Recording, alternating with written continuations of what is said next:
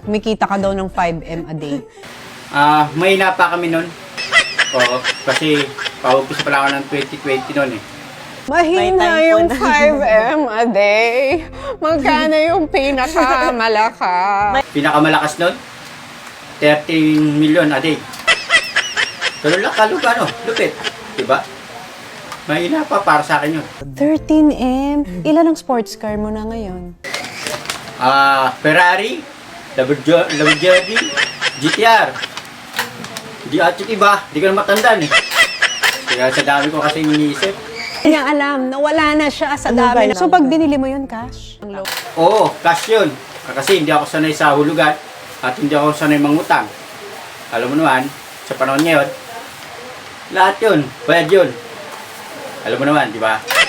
Ano pa natin yung pagka-rich natin? Di ba? Yun sa bahay, ilan na bahay mo ngayon? Ang bahay ko ngayon, meron ako sa Laguna, Pangasinan, Batangas, at Tagaytay. Tagaytay ka na ngayon nakatira. Ano sa tingin mo yung sikreto ng success para sa'yo? Baguhin yung buhay nila at pwede rin silang yumaman katulad mo.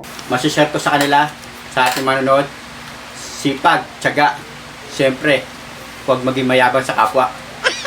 Tulad ko. Kita niyo ba? Nagyabang ako. Di ba hindi? Tigil nyo naman. Okay na. May tanong ka pa ba? Uy, teka lang ha. Sagutin ko to. Hello? Oh, boss! Oh, ngayon na, gusto mo, boss? Pagka-drive kita? May interview ako, boss! Oh! Uy, tumawag si boss! Uy, tumawag si boss ha? Sige! Oh, sige po! Ano to? May interview ako! Nag-drive pa ako eh! Sige ha, nag-drive pa ako! Paalam